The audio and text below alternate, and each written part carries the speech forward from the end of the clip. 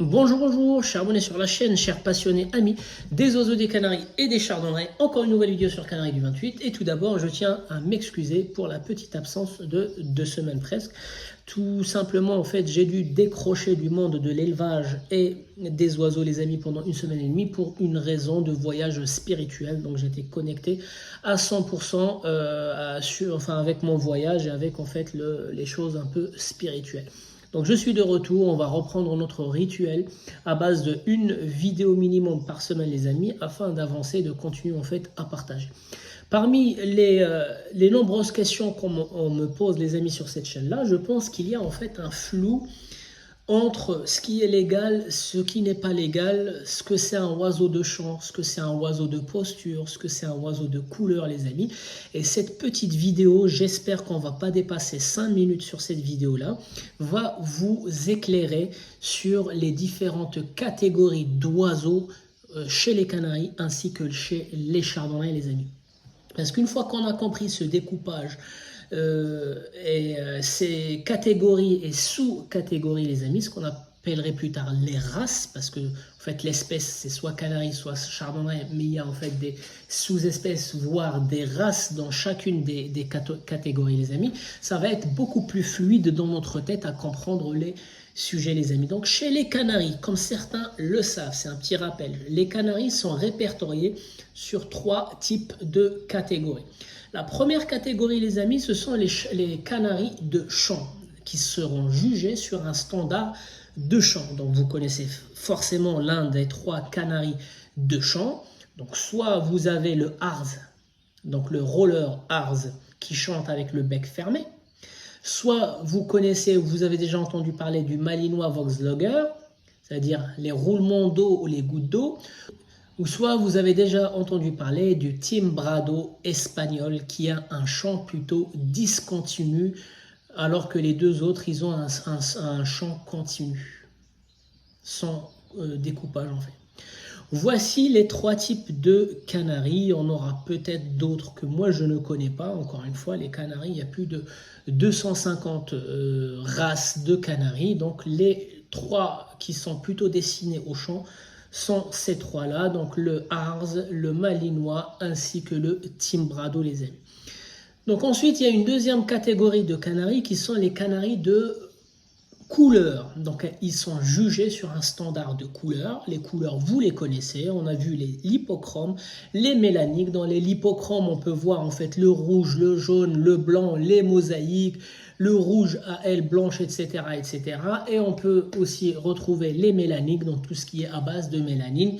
Ça veut dire les agates, les isabelles, les satinés, les topazes, etc., etc., les amis. Donc c'est comme si les canaris de couleur sont en fait des personnes qui vont, si on fait en fait la comparaison avec les humains, en fait c'est les gens qui vont faire un top modèle, un concours de top modèle, le plus beau, celui qui a le moins de défauts, celui qui a une belle ligne, celui qui a plutôt en fait des couleurs qui s'épousent, pas trop de défauts, etc., etc. Donc ceux-là, ils seront jugés sur un standard de couleur les amis. Et puis il y a la dernière et 3e catégorie, ce qu'on appelle les canaris de posture. Les canaris de posture, ils ont des formes et des inclinaisons différentes du canari ordinaire, tels que le huppé allemand, tel que le portugais, le harlequin portugais, tel que le frisé parisien, le frisé du nord, le meringué, celui que je vous ai présenté la dernière fois, en fait, le London Fancy. Donc tous ces canaris-là, ils ont des standards en fait par race de canaris pour juger leur posture. Et encore une fois, dans la posture, on juge aussi l'hygiène de l'oiseau, on juge la propreté de l'oiseau et aussi la couleur des oiseaux. Donc voici les 3 catégories en fait des canaris. Maintenant, si on fait une comparaison, et ce qui va vous aider à comprendre aussi les chardonnerets, chez les chardonnerets, à la base, il n'y avait que 2 catégories de chardonneret. Il y avait le chardonneret de champ. Donc ce sont des chardonnerets classiques. C'est souvent des chardonnerets qui viennent soit du sud de l'Europe, l'Espagne, l'Italie, peut-être même le Portugal, ou soit en fait le nord du Maghreb les amis, qui sont connus avec leur capacité à chanter et à composer les notes. Donc, malheureusement, en France et en Belgique, les concours de chant du chardonnay sont interdits, n'existent plus depuis plusieurs années. Donc, cette catégorie, si vous voulez, en Europe ou en France, elle s'est un peu atténuée. Donc, je ne sais pas, est-ce que ça existe toujours en Espagne, en Italie, mais je ne pense pas, parce que c'est l'Union européenne. La loi, elle est européenne, mais elle existe aussi au Maghreb. Donc, au Maghreb, il existe toujours des concours de chant, que ce soit en Algérie, en Tunisie ou au Maroc, les amis. Il existe la deuxième catégorie des chardonnays, ce sont les chardonnays de couleur. Les chardonnays de couleur sont comme les canaris, jugés sur leur robe, la cohérence des couleurs, les défauts de couleurs, etc., etc., la plume, etc., etc. Mais par contre, récemment, on a vu naître en fait deux nouvelles catégories. La première catégorie, en fait, comme le chardonnay dans le Maghreb, il est considéré comme étant un oiseau en distinction, en fait, en voie de disparition.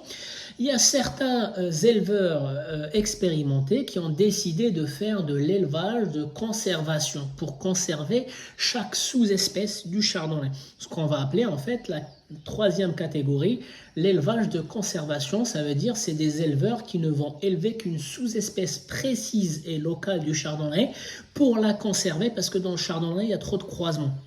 Le Major croisé avec le Parva, croisé avec le Britannica, avec le Balkan, avec le Madère, etc., etc. On perd en fait les critères d'origine de l'espèce. Donc ces éleveurs qui soient en Europe ou au Maghreb, en fait, eux, ils ont consacré leur élevage pour sauver plutôt une sous-espèce qu'ils apprécient en fait et ils vont la nettoyer, la dépolluer de tous les croisements qu'elle a eu auparavant.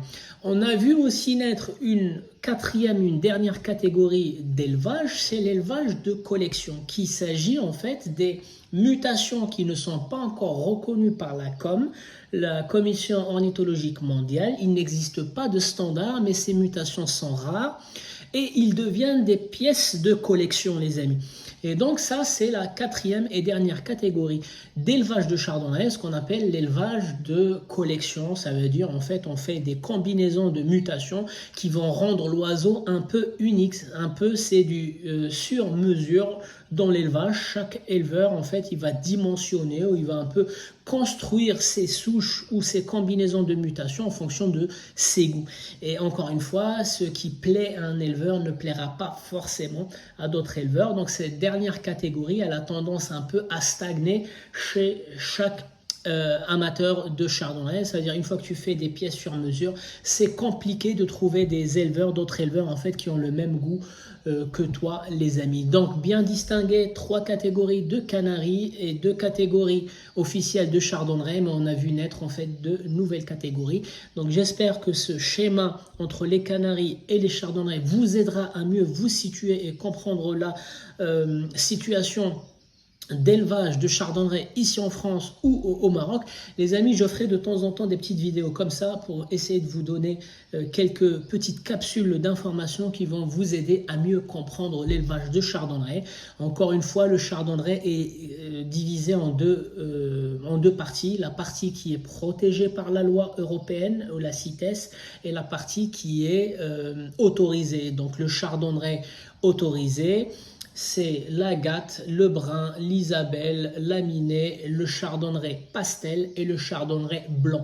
6 mutations qui sont autorisées dans toutes les sous-espèces du Chardonnay, que ce soit le Parva, le Major, le Balkan, le Madère, etc., etc.